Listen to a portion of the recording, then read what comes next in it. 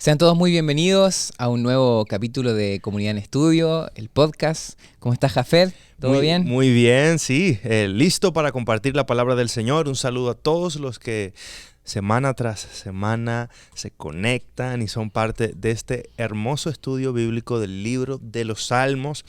Si es la primera vez que te conectas, te damos la bienvenida y te animamos a que te suscribas a nuestro canal para que te mantengas conectado con todo lo que estamos subiendo en el contenido para todo el valle, para todo el mundo, desde la Iglesia Adventista Central del Valle. Así es, así que te invitamos, puedes suscribirte a nuestro canal, puedes compartir esto, dejarnos tus comentarios también, queremos alimentar ahí el diálogo con ustedes y para ser parte de esta conversación. Lo que hacemos aquí con Jafet, si es primera vez que nos estás escuchando, es una conversación complementaria a lo que es el estudio que tú tienes ahí, la guía de estudio de la Biblia que como iglesia estamos llevando a cabo, como iglesia mundial en realidad, la escuela sabática, y nosotros estamos realizando una conversación que pueda ayudarte a ver quizás otras cosas de otro punto de vista, poder ver materiales quizás que te sirvan para poder llevar también el estudio de tu clase los sábados. Así que bienvenido a esta conversación, sé parte también de ella, porque hoy se pone muy buena, me está gustando muchísimo cómo hemos desarrollado este estudio de los Salmos, ¿no? Así es. Un estudio distinto. Generalmente cuando estudiamos narrativas o historias, libros más históricos, vamos sección por sección o en base a una línea cronológica de tiempo, ¿no? Los Salmos es distinto. Hemos ido salmo tras salmo, viendo distintos conceptos, distintas visiones, algunos salmos de David, otros de Asaf, otros de distintos salmistas, y hemos hecho de los salmos algo especial, ¿no? Lo hemos quizás visto de otro punto de vista, alimentando también nuestra adoración personal y comunitaria, ¿no? Así es, los salmos, cómo te pueden ayudar también para orar los salmos, para vivir los salmos, y creo que el estudio de hoy, así como estuvimos estudiando la semana pasada sobre mirar al pasado, ¿no? Sobre cómo podemos mirar el pasado a veces con arrepentimiento, necesitamos arrepentirnos de nuestro pasado, aprender de nuestros padres, aprender de incluso los personajes que salen en la Biblia, toda la historia del pueblo de Dios, cómo nos ayuda a poder tener un presente seguro y un futuro también seguro. Y hoy vamos a estar estudiando acerca de lo que es este concepto de Sión, que tiene que ver con una visión futura, que tiene que ver con cómo Dios está haciendo algo y las promesas que un día hizo a nuestros primeros padres ahí en el Antiguo Testamento, hoy están más cerca que nunca, ¿no? Y cómo poder ver esto con esperanza también. Así que vamos a comenzar estudiando. Me gustaría leer el versículo principal que se encuentra en Salmos 84:2, que dice: Anhelo y ardientemente deseo los atrios del Señor. Mi corazón y mi carne cantan al Dios vivo. Interesante cómo aparece este concepto de los atrios del Señor. Más adelante David dirá, ¿no? Es mejor un día en tus atrios que 1000 fuera de él, ¿no? Y ahí está este concepto de lo que es Sión. Para comenzar un poquito a dilucidar un poquito este concepto, ¿qué cosas generales te han llamado la atención de este estudio? ¿Cómo podemos ir dilucidando un poquito qué es este concepto de Sión, ¿no? Mira, en los Salmos el concepto de Sión es una realidad presente. Los que están escribiendo los Salmos están disfrutando de la presencia de Dios desde el contexto de el santuario como Sión, Jerusalén como Sión y el pueblo de Dios de los judíos como Sión. Todas estas descripciones de Sión para los salmistas son una realidad presente. Entonces cuando, ejemplo, el Salmo 84 habla de que me deleito y prefiero estar en tu presencia, en tus atrios, para ese que está escribiendo lo está experimentando de manera real. Imagínate que tal vez Coré, el autor de este libro, se acerca a los atrios del Señor, está allí cerca del altar de sacrificios o a la puerta del tabernáculo y desde allí recibe una inspiración de Dios para escribir y decir: Señor, no hay nada más lindo que estar en tu presencia. Mira, yo quiero estar aquí toda la vida. No me quiero apartar. De hecho, esta palabra anhelo, versículo 2, anhela mi alma, se refiere a un deseo ardiente que consume el escritor. ¿Sabe? Es mucho más que un deseo vano. Es una necesidad sin la cual no puedes vivir. Sí. Es como en otra parte de los Salmos vemos esta expresión que dice que yo te deseo como el ciervo brama por las aguas. También el autor está diciendo, vivir en tu presencia es ese ardiente deseo. De hecho, esta palabra ardiente deseo se refiere a algo que me consume, me destruye por dentro si no lo tengo. Es la expresión del original. Si yo no estoy en tu presencia, si no habito en tus atrios, mi alma por dentro se destruye. Oye, ¿será que nosotros podemos desear la presencia de Dios al punto que digamos, no puedo vivir sin eso? Claro. Mi alma se hace pedazos si yo no habito en tu presencia. El versículo 2 sigue diciendo al final, mi corazón y mi carne cantan al Dios vivo. En otras palabras, todo lo que yo soy, lo que está dentro y lo que puedes ver en mí, alaban al único Dios que merece la alabanza, que merece la adoración, que merece todas las cosas. Entonces, creo que podemos aprender de este salmo el anhelo que el cristiano tiene de habitar en la presencia de Dios. Correcto. Para ellos era una realidad presente, para nosotros también, pero en la forma de Cristo y de su Espíritu Santo, que ahora habitan en nosotros. Correcto. Entonces, mira lo que dice el versículo 4. Dice, bienaventurados los que habitan en tu casa permanentemente. Te alabarán. Perpetuamente, permanentemente, consistentemente, sin fin, te alabarán. Esta palabra me gusta porque habitar está hablando de alguien que montó su casa en ese lugar. Correcto. No dice el que vino a visitar. No es un turista, digamos. No un turista, tú sabes. Sí. No es alguien que vino por 3 semanas a tu casa, comió la comida de tu nevera y después se fue. Es alguien que dijo, yo vine, traje todas mis maletas y no pienso volver atrás. De hecho, esta palabra también se utiliza para los matrimonios que forman su hogar. Entonces Dios dice, yo quiero hacer un pacto contigo, un pacto perpetuo, un pacto matrimonial en el contexto de que yo me comprometí contigo para siempre.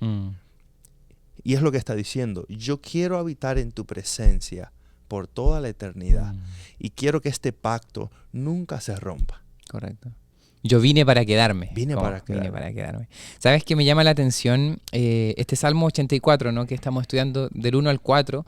Es interesante que uno cuando ve esto, ¿no? Y se imagina que esto para ellos era un lugar, o sea, físico.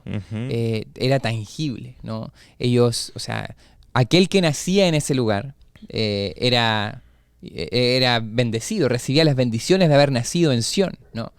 A diferencia de alguien que quizás nació lejos, en Babilonia o en otros pueblos aledaños, ¿no? Pero es interesante que también en una parte aquí el estudio nos dice que en el Salmo 84, mismo 11, nos dice, porque sol y escudo es Jehová Dios, gracia y gloria dará Jehová, no quitará el bien a los que andan en integridad. Me gusta que esta parte sol, ¿no? Porque sol, el sol cuando brilla, brilla para todos, ¿no? Hoy día el sol salió, aquí en McAllen sale el sol fuerte, ¿no? Y ya estamos pasando por días más de calor, ¿no? Pero es interesante que el autor aquí de este estudio también compara y dice, bueno, ese santuario que un día fue Sión literalmente para los que nacieron allí y fue un lugar físico en donde se gozaban en la presencia de Dios, igual en este mismo salmo Dios se está comparando con ese sol. O sea, los brillos y las bendiciones de ese santuario no solamente brillaban para aquellos que estaban ahí físicamente, sino que se extienden hasta nosotros, ¿no? Y me gusta mucho cuando tú dices que ahora ese concepto de Sión está presente en Cristo Jesús, ¿no? Así es. Y ese sol de justicia brilla para todos, está disponible para todos, ¿no? Y cómo alabar perpetuamente, o sea, ahora es interesante eso que tú tocaste un concepto de tu casa, ¿no? Me gustó este concepto de sentirme en casa.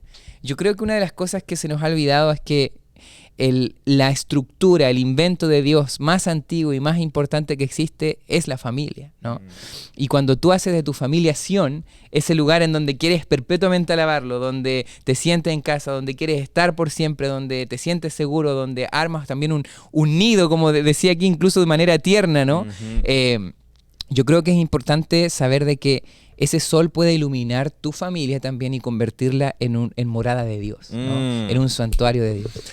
Hay unos elementos interesantes ahí y mencionaste a Jesús. Y vemos en Juan capítulo 1, versículo 14, donde dice, y el verbo fue hecho carne y habitó entre nosotros. Esta palabra habitar, que también en el griego se refiere a tabernáculo. Jesús vino, montó su tienda entre nosotros. ¿Con cuál propósito? Primero, con el propósito de salvarnos, restaurarnos. Ahí mismo en el texto de Juan vemos que Jesús no vino a condenar al mundo, sino a salvar al mundo. Y vemos que Jesús hace su habitación ahora entre medio de nosotros. Por eso Él es Emmanuel. Dios con nosotros. De hecho, por ahí un anuncio no pagado. Por ahí viene un canto muy pronto. Un nuevo sencillo ahí. Semana Santa, espérenlo, en Semana Santa. Ya entonces, me estoy comprometiendo. Eso, ahí lo estoy tirando al medio. Entonces, Jesús se convierte en esa expresión real de la presencia de Dios.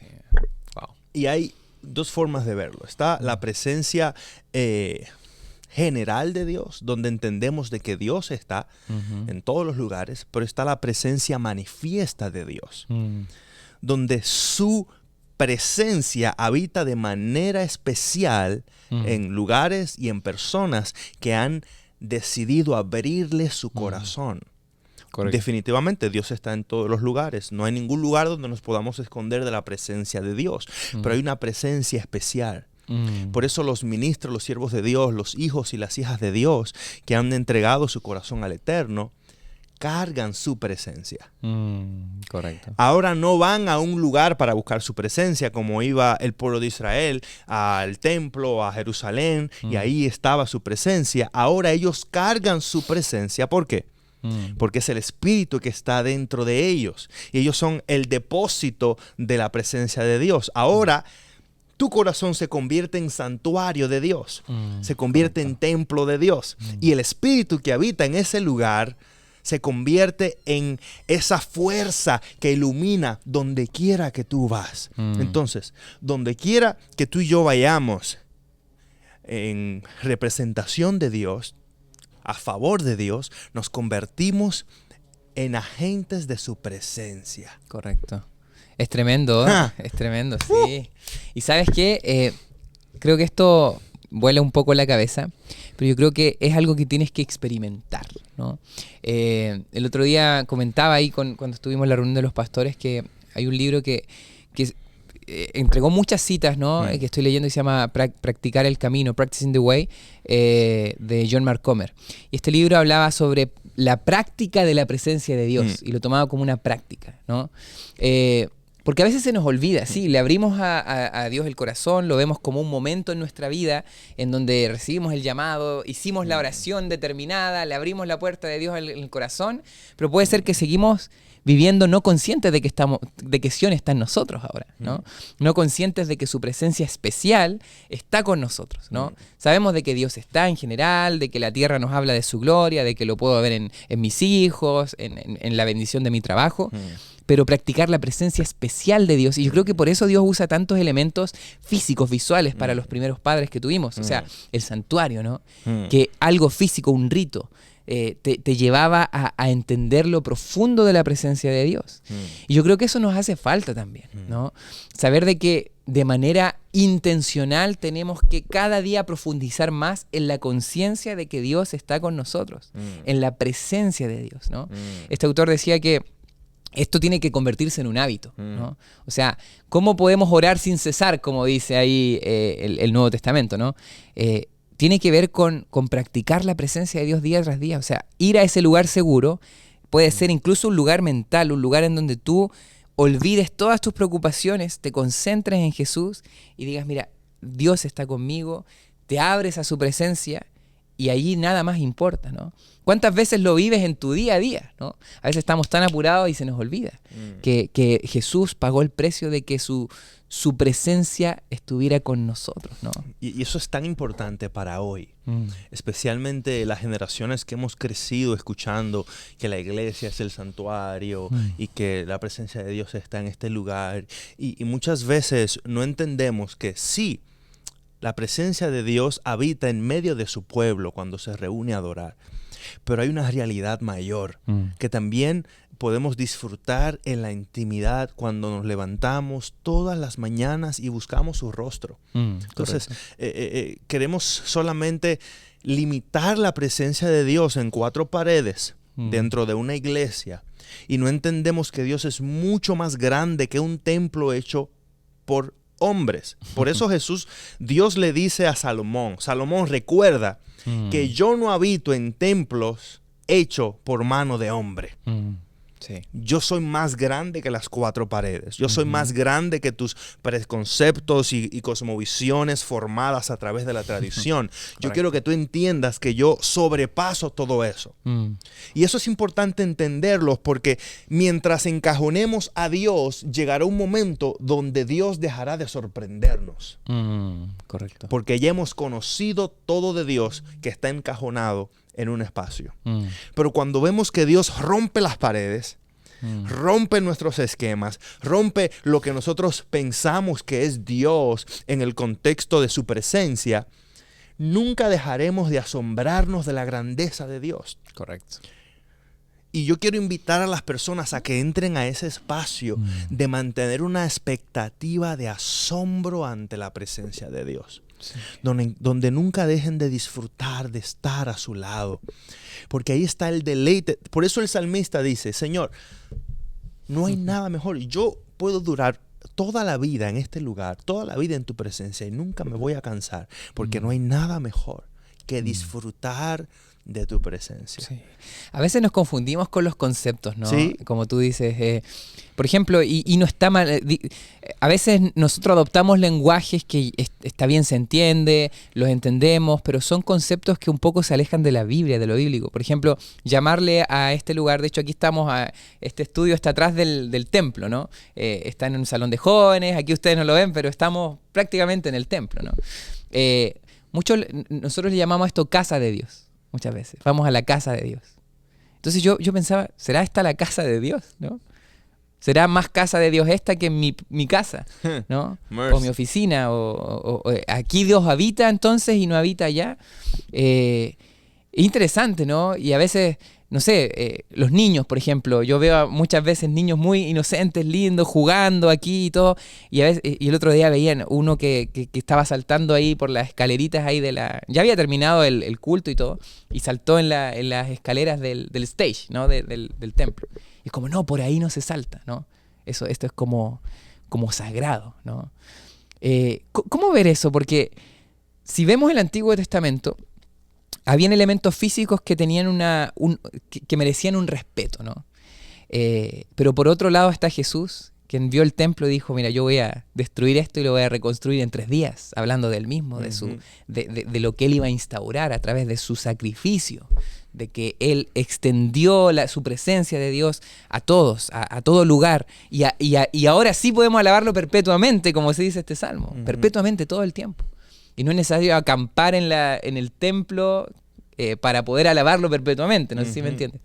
Entonces, yo a veces pienso, igual te quería como preguntar también, pero a veces pienso que ese concepto que arraigamos desde muy niños y que puede tener incluso orígenes católicos, ¿no? En donde pensamos que lo que se hace aquí, el concepto de sagrado, ¿no? Sagrado y santo es diferente. El sagrado es como, por ejemplo, las cosas pueden ser sagradas, ¿no?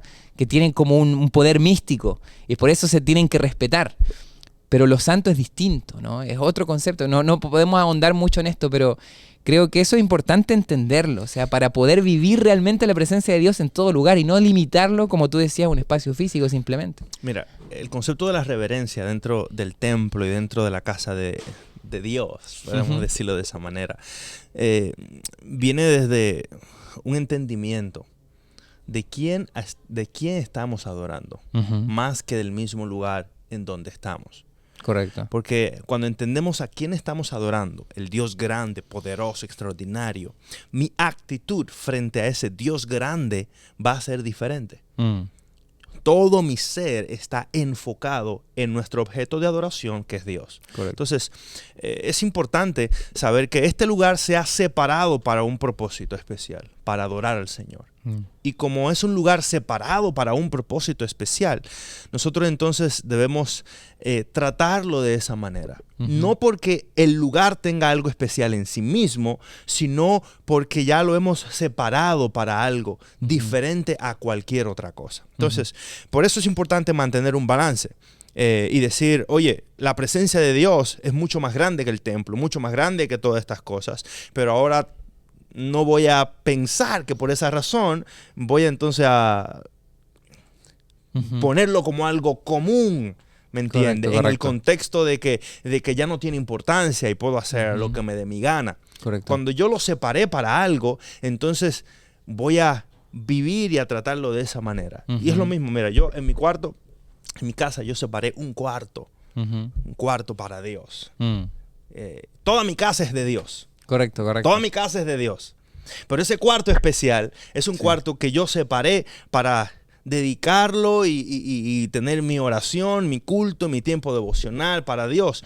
Para mí representa algo especial. No es porque Dios ya no esté en otro lugar, sino porque yo entiendo cumple un propósito de ayudarte a ti, cumple ¿no? un Como propósito. De facilitar la adoración, digamos. Exacto. Entonces, a los niños lo podemos instruir diciéndole, ¿me entiendes? Esto es un lugar especial donde adoramos al Señor.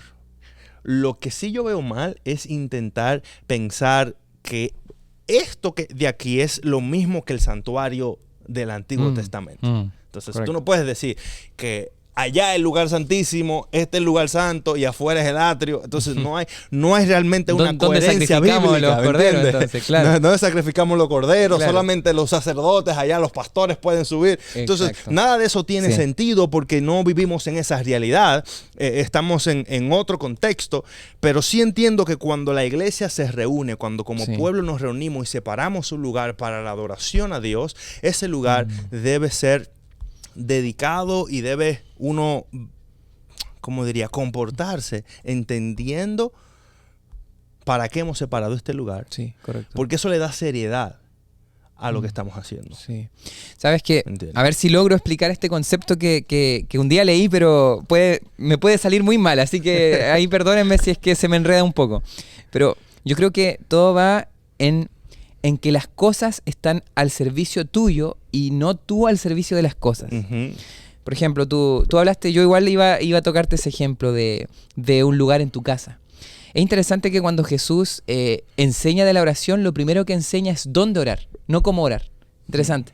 O sea, Él dice, cuando ores, anda a un lugar en tu casa, en tu aposento, ¿no? Enciérrate ahí. Entonces, es interesante que dice, cuando ores, busca un lugar secreto, un lugar especial, un lugar apartado, ¿no? Interesante, un lugar. Entonces, yo siento que no está mal apartar lugares específicos para la adoración, ya sea personal como en tu casa, y yo creo que es muy importante, como también el templo.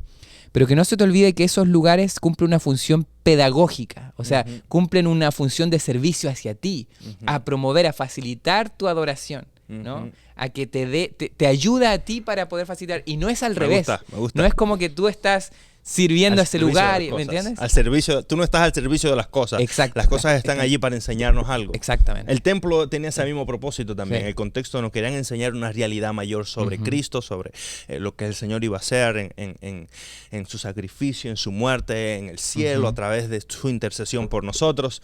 Y hace mucho sentido. Por eso Sión se convierte para nosotros también en un símbolo de una realidad mayor, de lo que Jesús iba a hacer por nosotros y de la seguridad que encontramos en su presencia. Correcto. Entonces, y ahí volvemos al estudio de lo que estamos realizando sobre... Nos fuimos así, lo profundo. No nos fuimos completamente. Sí. No nos fuimos completamente, porque estamos hablando del asunto y de la santidad, de la importancia del lugar, de Sion y todo lo demás. Creo que está relacionado. ¿Sabes lo que me gustó mucho que hablamos un poco previamente? Es el concepto de nacer en Sion, ¿no? Es interesante que en una parte, aquí sí es que la encuentro, que apuntaba Sí, Salmo 87. al tema así de la comparación que hablamos, ¿no? Ujú. De nacer en Sion, ¿no? Y ahí en ese mismo salmo apuntaba que de alguna u otra manera el salmista está diciendo, a pesar de que personas no nacieron en Sion, pueden ser parte y adoptados en Sion, ¿no? Ujú. Pero interesante, tú tocaste un concepto súper interesante sobre Podemos ese leer el nacimiento. versículo 4, 5 y 6 para tener el contexto, si me ayudas ahí leyendo. Sí, Salmos. Salmos 87, 4 al 6. A ver aquí. Ahí está. Sí. Dice así. Yo me acordaré de Rahab y de Babilonia entre los que me conocen. He aquí Filistea y Tiro con Etiopía. Este nació allá. Y de Sión se dirá, este y aquel han nacido en ella. Y el Altísimo mismo la establecerá. Jehová cantará al inscribir a los contará al inscribir a los pueblos. Este nació allí, Selah. Y cantores y teñedores en ella dirán, todas mis fuentes están en ti para cantar sobre Mahalat, masquil de Emán. Interesante. Estos versículos pueden ser un poco difíciles de interpretar porque aparentemente no es muy claro al decir dónde nació el de Babilonia, el de Tiro, y pudiera dar la impresión de que esos que nacieron en Babilonia y en Tiro realmente nacieron en Sión. Correcto. Pero si lo leemos de manera sencilla, el texto nos está apuntando hacia algo muy práctico. Primero, los que nacieron en Babilonia, en el Filistea, en Tiro, en Etiopía, estos que nacieron allí, bien por ellos. Pero hay algo especial en aquellos que han nacido en Sión. Por eso dice que los que nacieron en Sión han dicho de Sión, esta es mi fuente, este es mi hogar. Hay algo especial aquí. En el contexto o en la interpretación inmediata están diciendo, Sión tiene algo especial, es como el centro de adoración de Dios y los que nacen allí son bendecidos a diferencia de todas las demás naciones. Correcto. Pero Dios está diciéndole a las naciones que no nacieron en Sión, está diciéndole, ustedes también pueden encontrar bendición, aunque no nacieron en Sión, pueden encontrar bendición y convertirse en parte de esta nación. En Cristo Jesús, ya Sión no se convierte en un lugar físico. Ya yo no puedo decir que por nacer judío soy salvo. O que por nacer en Jerusalén tengo una bendición mayor o una bendición especial. Claro. Si no estaríamos viajando para allá, a nacer allá. No, tendríamos que buscar y cambiar nuestra ciudadanía a Jerusalén. Ahora lo que el texto está diciendo, cuando vamos un ejemplo al libro de Juan, capítulo 3, que Nicodemo, un judío, alguien que nació en Jerusalén, no sé dónde nació, pero nació Era judío, así que lo más probable nació ahí en algún contexto de Israel. Jesús le dice, necesitas nacer de nuevo. Él queda confundido porque como judío entendía, oye, pero yo soy los privilegiados, yo soy el bendecido aquí, yo soy el que tiene la oportunidad de ser llamado hijo de Abraham. ¿Cómo yo necesito nacer de nuevo si no hay mejor ciudadanía que la ciudadanía judía? Pero Jesús le cambia la mente y le dice, necesitas nacer de nuevo, porque lo más probable naciste en el Sión físico, en Jerusalén físico, pero te hace falta nacer en el reino espiritual, en el Jerusalén espiritual, que es el reino de Dios. Por eso el nuevo nacimiento ya no viene de acuerdo a tu geografía de donde naciste, sino de acuerdo a un nacimiento espiritual en Cristo Jesús. Cuando tú eres bautizado, mueres a tu vieja identidad. Y naces en una nueva identidad como hijos de Dios. Por eso Pablo dice más adelante que los hijos de la fe son verdaderos hijos de Abraham. Entonces, en otras palabras, los verdaderos ciudadanos de Sión, ¿quiénes son? Nosotros. Los que por la fe han creído en Cristo Jesús. Entonces, volviendo a Salmo 87, entendemos que aquellos que por la fe creen en Señor pueden decir, yo nací allá. Sí. ¿Por qué? Tremendo. Porque he creído en el Dios de esa ciudad, en el Dios de ese pueblo. He creído en Cristo Jesús, quien me salva. Sabes que esto igual me recuerda, y si lo aplicamos hoy, muchas veces tenemos una actitud parecida a Nicodemo, a estas personas, ¿no?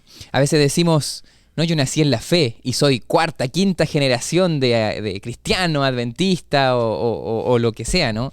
No, yo nací en la fe, soy de generaciones y mis papás, nací prácticamente en el templo, me dedicaron. Entonces yo me imagino a un Jesús también mirándonos a los ojos, escuchando esa respuesta y diciéndonos, igual necesitas nacer de nuevo. Porque no importa la fe que tuvieron tus padres, ¿cuál es la fe que tú tienes? ¿No? Porque muchas veces corremos el riesgo, y yo lo corría también. Cuando tú naces sabiendo toda la fe y te traspasaron una fe que tú creíste y abrazaste como la fe correcta, como la verdad, o la denominación correcta en este sentido, ¿no? Naciste adventista, por ejemplo. Tú en un momento te da una sensación de seguridad, parecida a ese nacimiento físico de Sión. Yo nací en Sión y estoy listo, ¿no? Tengo las bendiciones de Dios. Pero si tú nunca independizas tu fe, si tú nunca tienes un nuevo nacimiento, probablemente nunca vas a entrar realmente a esa acción espiritual, ¿no? Si tú realmente no dices, aquí no vale la fe que tuvieron mis padres, ni las tradiciones que yo aprendí, ¿qué es lo que yo creo? ¿Cómo puedo tener un nuevo nacimiento también yo que conocía estas verdades? Y siempre hay una nueva cosa que Dios te está enseñando. Siempre Dios quiere llevarte a un plano más profundo. Y para poder aprender realmente quién es Dios, muchas veces tienes que desaprender, ¿no? Y eso creo que nos cuesta más desaprender que aprender, ¿no? Tienes toda la razón. Y lo que me estás mencionando me trae a la mente el concepto de que las tradiciones y la religión cumplen un propósito parecido al de la ley. Es mostrarnos una realidad mayor que es Cristo Jesús. Correcto. No las tradiciones o la religión son malas necesariamente. ¿Entiendes? Claro, claro. El problema es que al hacerlas el centro de nuestra adoración, pierden su sentido. Su propósito o el propósito de la tradición es recordarnos algo. La religión quiere llevarnos hacia algo. El problema es que hemos sustituido esa religión, esa tradición, la hemos sustituido y la hemos puesto en el centro de nuestra adoración. Entonces ya no es Cristo el centro. Ahora es nuestra tradición, ahora nuestra religión, ahora es nuestra identidad. Entonces, en vez de tener nuestra identidad en Cristo como nuestra realidad mayor, tenemos nuestra identidad en una denominación o en una tradición, y eso nos nubla la mente de ver quiénes somos realmente a través del nuevo nacimiento. Entonces, ¿cuál debe ser nuestro llamado? Nuestro llamado debe ser que miremos la tradición como algo que nos guía. Cuando yo voy al servicio tuyo también. Cuando nos guía. Exactamente, eso mismo que estábamos hablando ahorita, es tan poderoso esa realidad.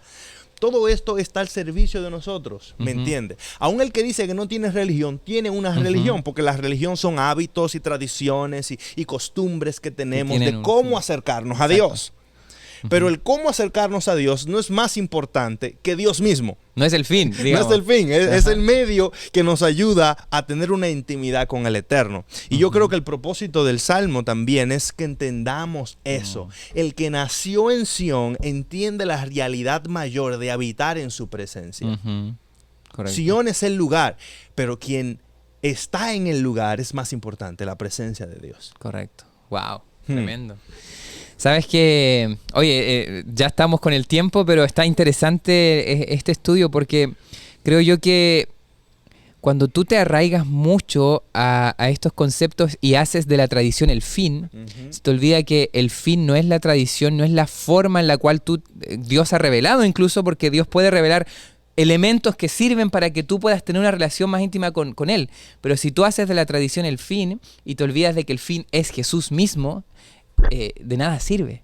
O sea, si lo que estás haciendo o lo haces por tradición, te olvidaste. De hecho, les pasó también a los judíos, ¿no? Yo estoy harto de sus sacrificios. Estoy harto. O sea, ya son sacrificios vacíos. Yo ya no quiero eso, decía. Porque el corazón ya no estaba cumpliendo todo ese sistema que tenía un fin, tenía un propósito, no estaba cumpliendo porque su corazón estaba lejos del propósito principal. Muy poderoso. Entonces yo creo que eso también nos puede pasar, corremos el riesgo. Y cuando nos aferramos simplemente... Y yo creo que, mira, Esto a muchos padres quizás les puede ayudar. Muchos padres, cuando entra la edad de la adolescencia, los hijos se sienten un poquito atemorizados, ¿no? Porque la edad de la adolescencia, no sé si tú lo viviste, pero uno empieza a dudar muchas cosas. Uno empieza a querer descubrir por uno mismo, ¿no? Y muchos padres dicen, no, este hijo se me va a escapar de la fe que le enseñé, ¿no? Y intentan no resguardarlo, ¿no? Y poner más limitaciones para que él no se vaya, ¿no? de lo que un día fue enseñado. Pero yo creo que como padres, bueno, yo todavía no soy padre, pero sé cómo mis padres fueron conmigo. Un día también yo viví eso de las dudas. Pero cuando tú promueves de manera sabia las dudas y haces que ese sea un proceso natural en el cual ese hijo está naciendo de nuevo y está teniendo una fe sincera y propia e independiente a sus padres, eso es algo tremendo y muy importante. Porque el hijo tiene que aprender a pensar por sí mismo, a tener una fe real en Dios y no simplemente una fe basada en las tradiciones que aprendió de sus padres. Entonces yo creo que es importante eso, promover ese nuevo nacimiento, ese nuevo pensar de ese hijo nacido en la fe, que hoy quizás pueda estar teniendo sus dudas, pero si uno ora a Dios y le pide que esta persona... Yo lo viví, yo tuve muchas dudas, pero esas dudas me llevaron a una relación más estrecha con Dios, ¿no? Yo creo que eso tenemos que vivir. Y eso que mencionas lo podemos ver en el Salmo 46. Sión como un lugar de seguridad y de paz. Sí. En medio de la tribulación que podemos estar experimentando en nuestra familia, con nuestros hijos, la presencia de Dios, la promesa de Sión, se convierte en un espacio donde podemos estar seguros que aunque vengan las tormentas, aunque venga la tribulación, Dios no me abandonará, Dios no dejará a mi familia. Salmo 46, versículo 1 dice, Dios es nuestro amparo y nuestra fortaleza, nuestro pronto auxilio en la tribulación. Este salmo, muchos le dicen el salmo de Lutero, porque Lutero usó estas palabras para escribir su himno, Castillo fuerte es nuestro Dios. Y cuando miramos el himno de Lutero, vemos que Lutero está apuntando a Cristo como la seguridad de nuestra vida. Mira todas las tribulaciones que pasó este hombre por creer en que somos salvos por gracia, por predicar que no hay otro lugar donde podamos alcanzar salvación fuera de Cristo Jesús. Ni las tradiciones, ni las penitencias, ni las indulgencias, nada de eso nos podía llevar a la salvación. Y entonces él dice, Dios es nuestro amparo, nuestra fortaleza, nuestro pronto auxilio en la tribulación. Por tanto, no temeremos. Creo que es una esperanza que tú y yo podemos recibir. ¿Cuáles son las cosas que te brindan temor? En la presencia de Dios encontramos seguridad y el temor se esfuma. Las inseguridades del futuro se esfuman. Porque en Sión hay paz, en Sión hay seguridad, en Sión aunque vengan los problemas y la tribulación. Y Sión es la presencia de Dios. Escóndete en su presencia. ¿Qué significa eso, pastor? En Arroyo Habichuela. Todos los días dedica tiempo a estudiar la palabra de Dios. Lee la Biblia. Ora, busca al Señor profundamente a través de la adoración, de la oración y del estudio de la Biblia. Ese es el lugar seguro, cuando todos los días tienes a Jesús presente en tu vida como lo primero, lo más importante. Todos esos pensamientos, toda esa verdad bíblica se convierte en ti en un fuerte de seguridad. Cuando viene la duda, viene la promesa, Dios está conmigo. Cuando viene el temor, viene la promesa, dice, yo no te desampararé. Cuando vienen las preocupaciones, Dios te dice, echad sobre mí todas vuestras ansiedades. Y la palabra de Dios se convierte en ese fuerte de seguridad. Y tú puedes recordar sus promesas cada vez que venga un pensamiento que quiera atribularte y de esa forma vivir confiado, caminar confiado de que el Señor está contigo. Amén. Que Dios te bendiga. Espero que tengas un gran día y recuerda que ya está, la realidad de Sión está con nosotros, así que no se te olvide. Bueno, iba a decir algo más, pero el tiempo se nos fue. Sí. Hay una realidad mayor hay una todavía. Mayor, que la vamos a hablar la próxima semana. Claro que sí, así que los vamos a dejar con esa incógnita para que lo estudien en la lección de esta semana. Dios les bendiga. Que Dios les bendiga. Chao, chao. Bendiciones.